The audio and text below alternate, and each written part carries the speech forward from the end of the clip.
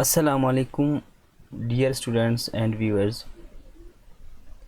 Online English composition and writing skills improvement की class में आज हम पैराग्राफ के मुतालिक डिस्कस करेंगे कि एक अच्छी पैराग्राफ की क्या खुसूसियत होती है और उसके जो रूल्स हैं एंड रेगुलेशंस है वो क्या होते हैं, और पैराग्राफ लिखते वक्त हमें जो है किन चीज़ों का ख्याल रखना होता है, और एक पैराग्राफ के कितने पार्ट्स होते हैं।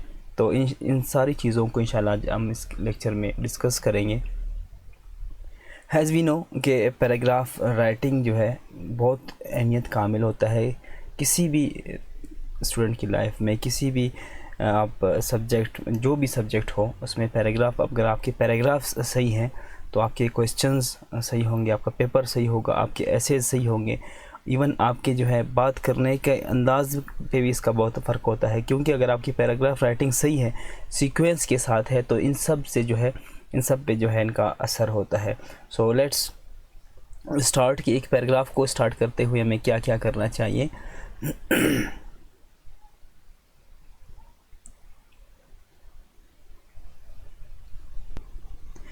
डियर स्टूडेंट्स, कुछ रूल्स हैं जिसको आपने अपने जहन में रखना होता है कि किसी भी आपने सेंटेंस को, किसी भी पैराग्राफ को लिखते हुए आपने इन चीज़ों को अपने जहन में रखना होता है कि एक पैराग्राफ के ये रूल्स होते हैं। सबसे पहला जो रूल है या सबसे पहले जो अहम बात है वो टॉपिक सेंटेंस। किसी भी टॉपिक, किसी भी पैराग्राफ को आप जो है एक क्लियर और जामे अंदाज में जो है जामे एक सेंटेंस से शुरू करें, जिसमें जो मेन आइडिया होता है पैराग्राफ का। इंशाल्लाह आगे हम आप लोगों को बताएंगे कि टॉपिक सेंटेंस क्या होता है, और एक पैराग्राफ प्रैक्टिकली आप लोगों को करके दिखाएंगे इंशाल्लाह तमाम पार्ट्स। तो उसका जो मेन आइडिया है और टॉपिक ऑफ जो पैराग्राफ होता है वो बिल्कुल क्लियर हो, और इसका जो है इससे लगे कि जो है जो राइटर जो है इस पैराग्राफ में क्या कहने जा रहा है। दूसरी जो बात है वो कोहेरेंस। आपके पैराग्राफ में जो है जो आपके सेंटेंसेस है वो लॉजिकली इतने स्मूथ अंदाज में हो कि एक जंजीर की तरह हो, कि एक सेंटेंस के बाद दूसरे एक दूसरे के साथ इनके कोहेरेंस हो। ऐसा ना हो कि आपका एक सेंटेंस कहीं और आप बात कर रहे हैं, दूसरे जो है कहीं किसी और पहलू पे आप बात कर रहे हैं। तो कोहेरेंस आपके सेंटेंस में जो है रवानगी होनी चाहिए, और इसके लिए आप जो है जो ट्रांजिशनल वर्ड्स है वो आप जो है फ्रेजेस आप जो है इसको यूज़ करें, इसको कनेक्ट करने के लिए, कोहेरेंस क्रिएट करने के लिए ये आप यूज़ कर सकते हैं। इंशाल्लाह आप लोगों को ये जो ट्रांजिशनल वर्ड्स हैं इनकी लिस्ट भी आप लोगों को प्रोवाइड की जाएगी, आप लोगों को बताया जाएगा कि आप लोग इनको काम पे इंशाल्लाह यूज़ करेंगे। तीसरी जो बात है वो आपके पैराग्राफ में यूनिटी होनी चाहिए, बिल्कुल एक जामे अंदाज में। आपका जो यूनिटी शुरू से लेकर आखिर तक जो है आपका जो फोकस होना चाहिए वो मेन आइडिया पे होना चाहिए। अब जो है तमाम सेंटेंसेस जो है वो जो मेन आइडिया होता है आपका पैराग्राफ का उससे रिलेटेड होनी चाहिए, आगे पीछे नहीं होनी चाहिए, इधर उधर की बात नहीं होनी चाहिए। और सपोर्टिंग डिटेल्स भी इसी तरह जो है जो रिलेवेंट सपोर्टिंग डिटेल्स है कोशिश करे वो दे दे। उसमें एग्जांपल्स हैं, एक्सप्लेनेशंस है, फर्दर डेवलपमेंट हो, जो भी होता है मेन आइडिया को आप कोशिश करें उसको एक्सप्लेन करें, उसके एग्जांपल्स आप बताने की कोशिश करें।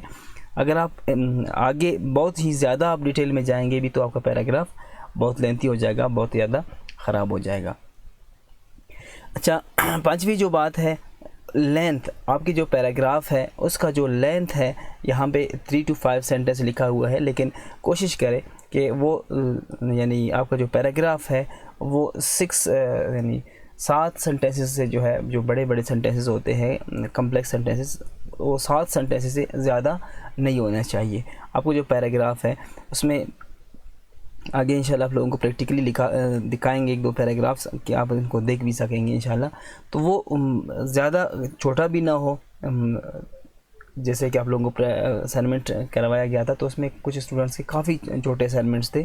तो आज के इस लेक्चर में आपको अंदाज़ा होगा कि पैराग्राफ किस तरह होना चाहिए और कैसे में लिखना चाहिए। तो आपका पैराग्राफ जो है, वैसे अगर आप इसके वर्ड्स काउंट कर ले तो आपके पैराग्राफ जो है 70 वर्ड्स से लेकर 90 वर्ड्स का जो है या 80 वर्ड्स का आपका पैराग्राफ होना चाहिए, इससे ज़्यादा ना होना चाहिए। इसके अलावा जो ट्रांजिशन वर्ड्स है वो आपने जो है यूज़ करना है, और कोरेंस हमने इस पे बात की थी। ट्रांजिशन वर्ड्स वो आप लोगों के साथ इंशाल्लाह शेयर किए जाएंगे, वो किस तरह है, जैसे कि however, in addition, furthermore, ये चीज़ें जो है आप अपने पैराग्राफ को इससे स्टार्ट कर ले और इनका जो पार्ट्स है इस तरह के अल्फाज आप यूज़ करेंगे तो बहुत ज़्यादा आपका जो पैराग्राफ है वो खूबसूरत हो जाएगा। और आज जो आठवीं जो बात है वो रिवीजन एंड एडिटिंग। हमेशा जहन में रखें कि कुछ भी आप लिखेंगे, इवन आप जो है 4-5 सेंटेंस लिखेंगे, कुछ भी आप करेंगे उसमें आप लाजमी उसको रिवाइज़ कर ले, उसमें एडिटिंग लाजमी कर ले। आप उनको देखें, किसी भी चीज़ को लिखते वक्त आप उसको दोबारा आप 1-2 दफ़ा आप उसको देखें, आपको लाजमी उसमें 1-2 मिस्टेक्स नज़र आएंगे। तो लाजमी अपने जो है जो पैराग्राफ्स होते हैं उनको लाजमी ऑलवेज़ जो है इनको रिवाइज़ और एडिट कर लें इनको।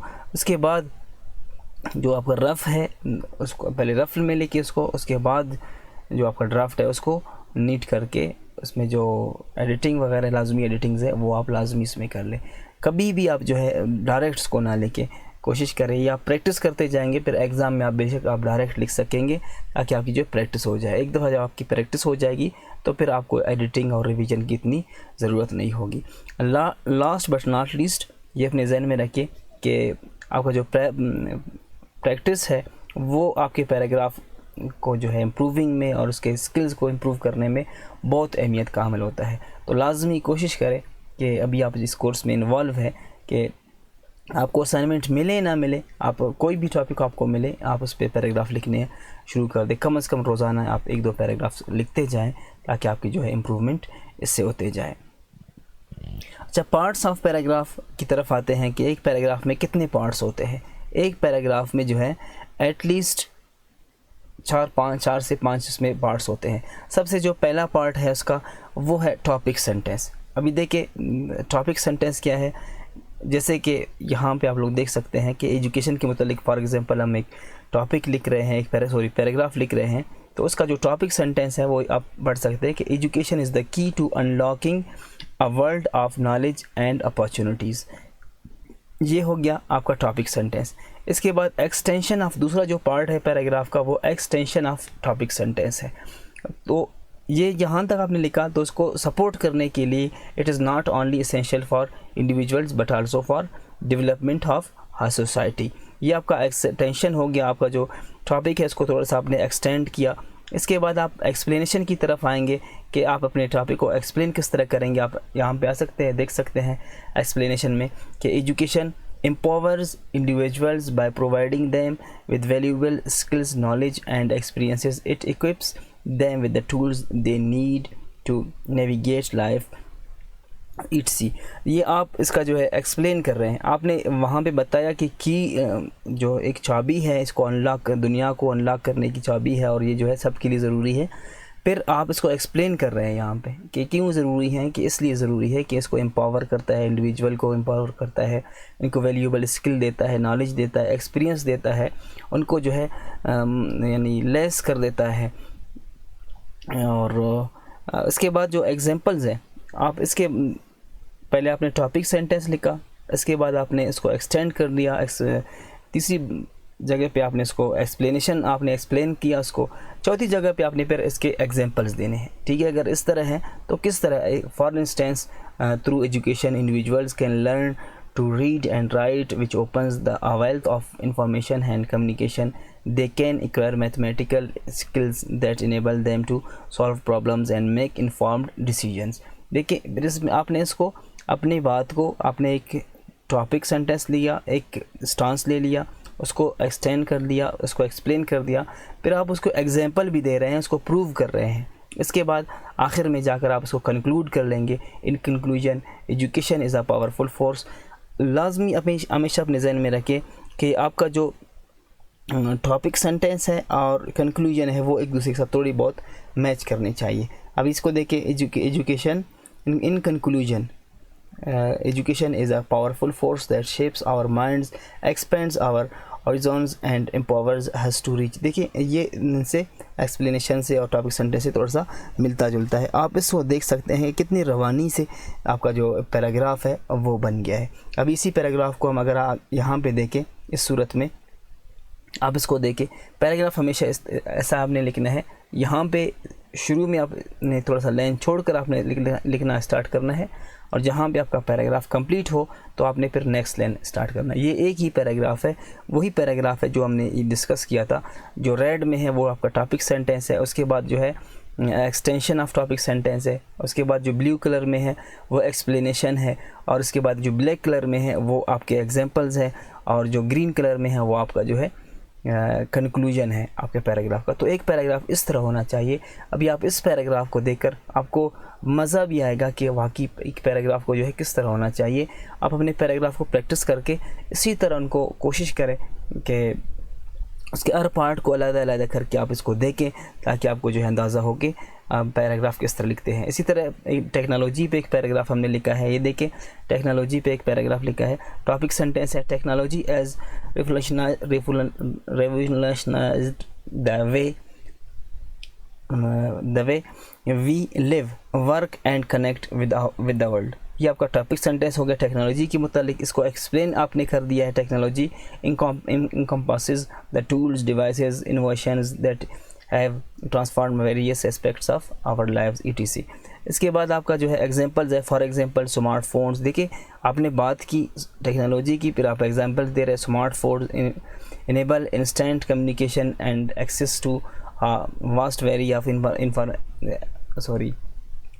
of information of our fingertips at our fingertips। ये आपने एग्जांपल दे दिया। कंप्यूटर की फिर एग्जांपल आप दे देंगे। इसी तरह जो है आपका जो आपकी जो बात है टॉपिक सेंटेंस है वो जो है मज़ीद जो है स्ट्रेंथन हो रहा है, पावरफुल हो रहा है। और कंक्लूजन में इसी तरह है। In conclusion technology plays a vital role in shaping our modern society as we continue to embrace and responsibly utilize technology। It holds the promise of further advancement and positive transformation in the future। तो देखिए इसे आपका जो है एक और paragraph है, आप इसको देख सकते हैं कि किस तरह टॉपिक सेंटेंस होता है। फिर इसको एक्सप्लेन आपने करना है, फिर आपने एग्जांपल्स देना है, और आपने फिर इसको कंक्लूड करना है। कोशिश करें आप अपने जो आपके राइटिंग होती है या आपके जो पैराग्राफ्स होते हैं तो लाजमी इन रूल्स को भी आप फॉलो करें। हमेशा जो है इन चीज़ों को देखें कि मेरा जो है टॉपिक सेंटेंस इसमें कौन सा आएगा, इसमें जो है इसको एक्सटेंशन कौन सा है, एक्सप्लेनेशन कौन सा है इसका, और इसमें एग्जांपल्स कौन से है, और कंक्लूजन आपका क्या है।